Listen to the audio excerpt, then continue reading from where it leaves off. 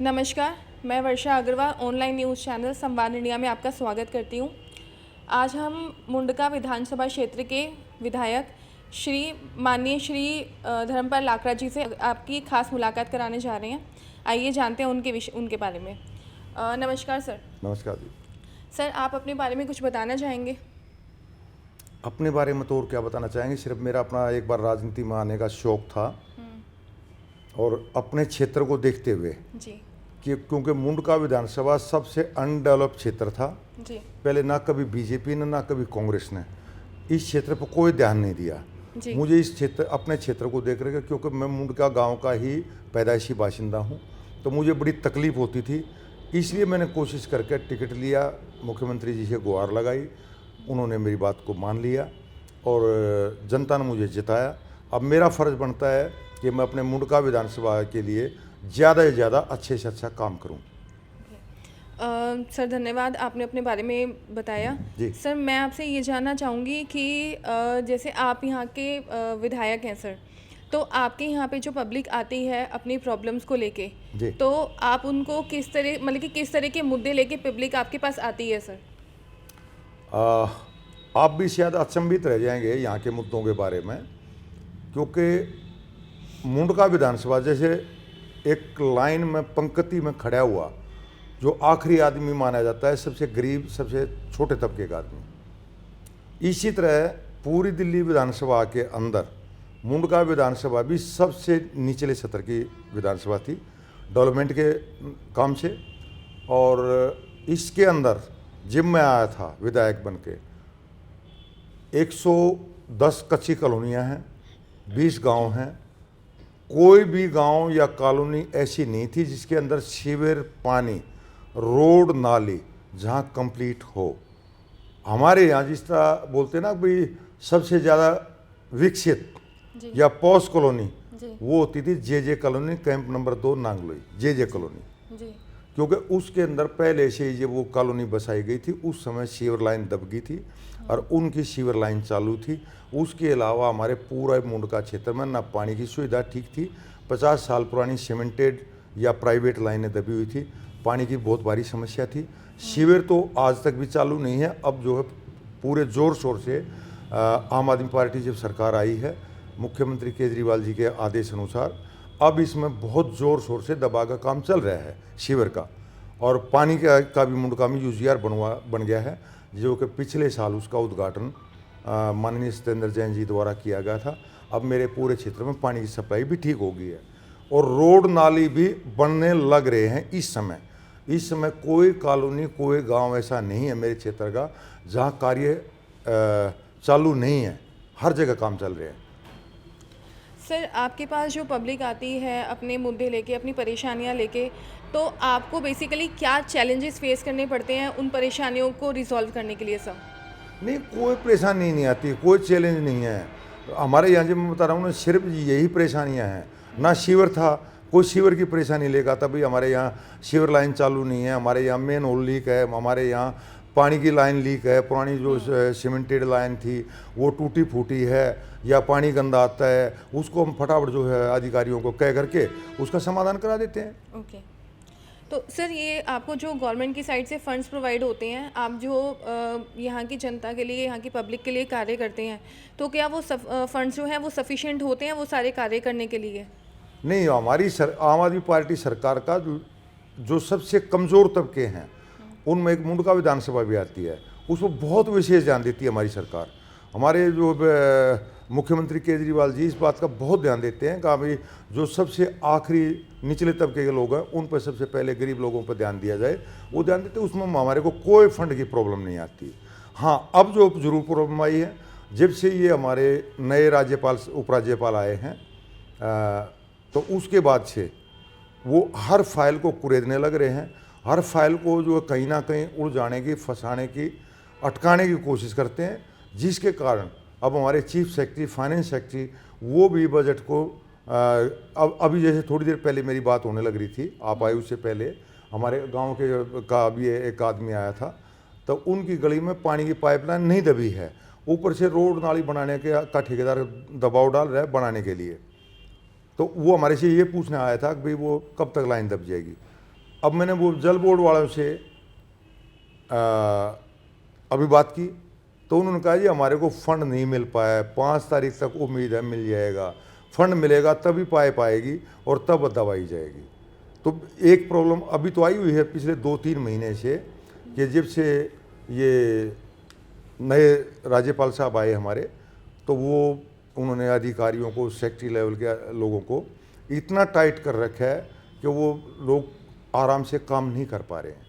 Sir मैं आपसे एक चीज़ और पूछना चाहूँगी कि अब जैसे बच्चों की स्कूलिंग है सर, तो उसके बारे में कुछ आप कहना चाहेंगे कि आपने क्या स्टेप्स लिए सर बच्चों की एजुकेशन के लिए, स्पेशली वो बच्चे जो कि पढ़ना चाहते हैं लेकिन सफिशिएंट फंड्स ना होने की वजह से उनकी स्कूलिंग नहीं हो पाती है सर? नहीं, हमारे यहाँ इसलिए कोई समस्या नहीं है। हमारी सरकार ने मेरे खुद के विधानसभा क्षेत्र में पिछले साल मेरे ख्याल से करीब 400 कमरे बनवाए स्कूलों में, 400। और कई करोड़ रुपए बजट भी दिया है, स्कूलों की नई बिल्डिंगें बनी हैं, कमरे बहुत बड़े अच्छे बने हैं, और एजुकेशन के मामले में तो हमारी सरकार जो बहुत अच्छा कार्य कर रही है, बहुत अच्छा कार्य कर रही है। शायद देश में किसी भी स्टेट में इतना अच्छा कार्य नहीं हो रहा होगा। सर आपने अपने अंडर में मतलब कि यहाँ पे पर्सनली क्या स्टेप्स लिए हैं सर बच्चों की एजुकेशन के लिए सर? नहीं, उसमें हमें पर्सनल लेने की कोई ये झूठ बुलवाना चाहें या गलत बुलवाना चाहें, पर्सनल कोई भी विधायक इस बारे में कुछ स्टेप ले सकता है क्या? वो तो सरकार की ही पॉलिसी होती है।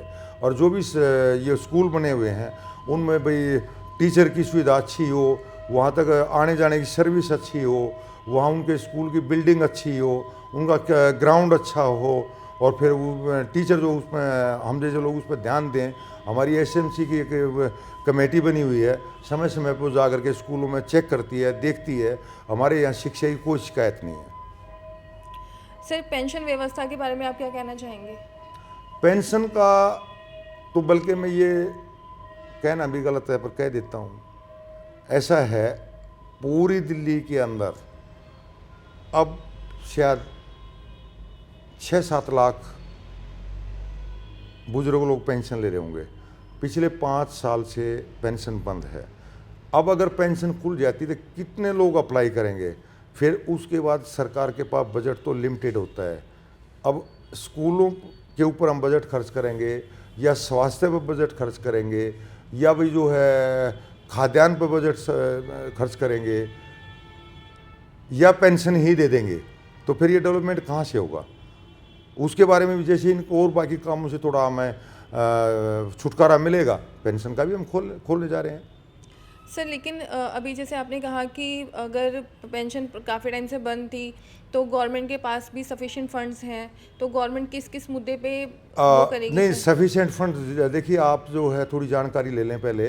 गवर्नमेंट के पास सफिशिएंट फंड नहीं होते, इतने लिमिटेड ही होते हैं। भी जो जीएसटी आता है, जो डीजल पेट्रोल का हमारे वेट आता है, जो इधर इस पे दारू पे जो है हमारे को जो टैक्स आता है, तो उन्हीं से वो आता है। और बाकी बजट कहाँ से आता है? अतः जितना हमारा एक लिमिटेड बजट होता है उसी में सारे काम करने होते हैं, और उसमें कर रहे हैं बड़े अच्छे तरीके। पहले जो सरकारें होती थी उनसे तो कई गुना अच्छे तरीके कर रहे हैं। सर ये अभी और दूसरा मैं ये कहना चाहूँगा, अगर हमारी सरकार इतने अच्छे कार्य नहीं कर रही होती, आम आदमी पार्टी सरकार, तो दोबारा सरकार नहीं बनती, तीसरी बार नहीं बनती इतने बड़े बहुमत से, चौथी बार एमसीडी में भी जो ये सरकार नहीं आती अगर ये अच्छे कार्य नहीं कर रहे होते।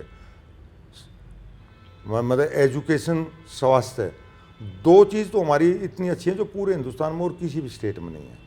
उस पर सबसे ज़्यादा हमारा फोकस है। सर अभी जैसे आप आम आदमी पार्टी से ही हैं सर विधायक यहाँ पे, जी। तो आम आदमी पार्टी ने जो भी कार्य किए हैं सर, इसके कंपैरिजन में आप जैसे कांग्रेस है, ठीक है सर, या फिर बीजेपी है, उसके बारे में आपका क्या ओपिनियन है सर? देखो, वो कांग्रेस तो फेल हो चुकी है, कांग्रेस तो कहीं है ही नहीं, पूरे देश में सिमटती जा रही है, ख़त्म होती जा रही है। भाजपा के पास 2 ही बातें हैं। भाजपा को पूरे देश के लोग कहते हैं, पर पता नहीं जब चुनाव आता है तो पूरे भाजपा के नेता सिर्फ हिंदू मुस्लिम की राजनीति करने लग जाते हैं। उससे लोग इमोशनल होकर के, प्रभावित होकर के और इनको वोट दे देते हैं और इनकी सरकार बन जाती है। उसके बाद लोग पछताते हैं, दुखी होते हैं। अगर इस सरकार को हमने क्यों बना दिया, क्यों चुन लिया। जी सर, अभी राहुल गांधी जी का जो भारत जोड़ो यात्रा है, उसके बारे में आपका क्या ओपिनियन है सर? ठीक है, देखो वो एक कांग्रेस एक बिल्कुल ख़त्म होने कगार पे है, तो उसको बचाने के लिए राहुल गांधी जी अपना प्रयास कर रहे हैं, तो उनका काम है, प्रयास कर रहे हैं। अब जो पूरे देश में ख़त्म होती जा रही है, उसको संभालने वाला कोई नहीं है। अब वो भारत जोड़ो यात्रा की बजाय कांग्रेस जोड़ो यात्रा समझो उसको, कि भी किसी तरह कांग्रेस को बचाओ, कांग्रेस को जोड़ो। सर, अभी हमने काफ़ी सारे मुद्दों पे आपसे बातचीत की है सर। सर, मेरा ना एक अहम मुद्दा ये भी रहेगा जो मैं आपसे पर्सनली पूछना चाहूँगी कि ना जैसे वुमेन सिक्योरिटी है, वुमेन सेफ्टी है, इसके लिए गवर्नमेंट क्या कर रही है सर, या फिर आप पर्सनली मतलब कि क्या इसके बारे में बोलना चाहेंगे सर? नहीं, वुमेन सिक्योरिटी के लिए देखो, पहली बात तो ये एक सेंट्रल गवर्नमेंट का काम है ये, क्योंकि पुलिस का, फोर्स का, कानून का, पार्लियामेंट का, वो सेंट्रल गवर्नमेंट का काम है। वहाँ से जो भी कानून बनता है तो उसी को तो सभी कोर्टें या जो है, हमारी आम आदमी पार्टी सरकार के हाथ में तो कोई ना फोर्स है ना और कुछ, कोई पुलिस है, कुछ भी नहीं है। जैसे भी ऊपर से जितना भी हमें मिल जाता है वो उतना हम अपना करते हैं। और हमारी जो महिला आयोग के अध्यक्ष हैं स्वाति मालीवाल जी, वो कितना अच्छा कार्य कर रही हैं। कहीं भी कोई छोटी मोटी कुछ भी बात होती है वो वहीं जाकर पहुँच जाती है और उसी मुद्दे को ज़ोर शोर से उठाती है। पुलिस को भी नोटिस करती है, कोर्ट को भी नोटिस करती है, अधिकारियों को भी नोटिस करती है। सर, जो आपका अभी तक का कार्यकाल था, ओवरऑल जो कार्यकाल है आपका, उसमें आपने अपने क्षेत्र में क्या इम्प्रूवमेंट्स किए हैं सर?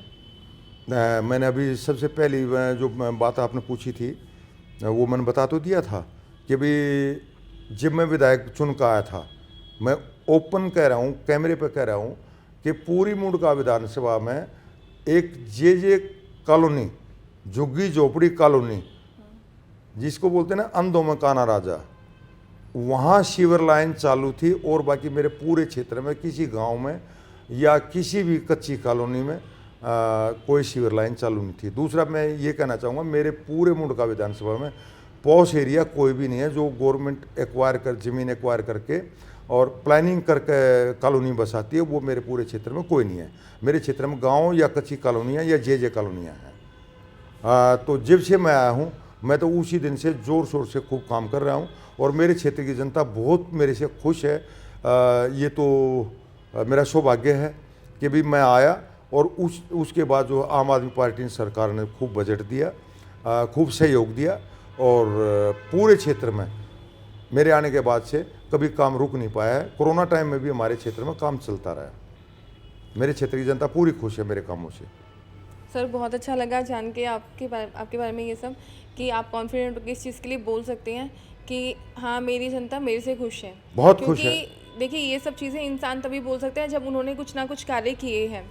सर, अभी जो 2024 में इलेक्शंस आने वाले हैं, ऐसा है, मैं पहले उसी बात पर कहूँगा जब मैंने बताया था ना, मेरे क्षेत्र में कहीं भी डेवलपमेंट नहीं था और मेरे आने के बाद कुछ मेरी किस्मत ही अच्छी थी कि मेरी सरकार ने मुझे बहुत ज़बरदस्त सहयोग दिया और एक भी कॉलोनी या गांव ऐसा नहीं है जहां इस समय रोड, नाली, सड़क, सीवर, पानी जहां या तो बन चुके हैं या बनने लग रहे हैं या उनके ठेके हो चुके हैं, वो अभी नए साल से शुरू हो जाएंगे। जी, तो सर, मैं भी आपसे वही पूछने लगी थी कि 2024 में आपके क्या, जो अपकमिंग इलेक्शंस हैं उसमें आपके क्या प्लान है? प्लान तो देखो 2024 की बजाय हमारा दिल्ली विधानसभा का चुनाव तो 25 में होना है। 24 में तो लोकसभा का होगा। लोकसभा चुनाव में तो जो पार्टी के शीर्ष नेतृत्व होता है वो ही फैसला करता है कि भाई वो अकेले लड़ेंगे, मिलकर लड़ेंगे, किसके साथ लड़ेंगे, उनकी क्या पॉलिसी होगी, वो ही तय करेंगे, उसमें हम कुछ नहीं कर सकते। सर, आप अपनी तरफ से जनता को क्या संदेश देना चाहेंगे? जनता को तो भाई हम इतने छोटे आदमी क्या संदेश देंगे, पर बाकी यही है कि भाई उसमें सबसे ज़्यादा जो मैं सोचता हूँ, ताकि जो भी देश या जो भी स्टेट या जो भी तबका जितना शिक्षित होता है उतना ही वो जो है सुरक्षित होता है और स्वस्थ होता है। तो सबसे पहले मैं जनता को यही संदेश देना चाहूँगा कि अपने बच्चों को ज़्यादा से ज़्यादा कोशिश करके शिक्षित करें और जिसके बच्चे शिक्षित होंगे, जिस देश की जनता शिक्षित होगी वो विकसित भी होंगे। सर बहुत अच्छा लगा आपसे बात करके, आपने अपना कीमती समय हमें दिया। 2024 और 25 के इलेक्शंस के लिए हमारी शुभकामनाएं आपके साथ रहेंगी सर। धन्यवाद। बहुत बहुत धन्यवाद सर। धन्यवाद।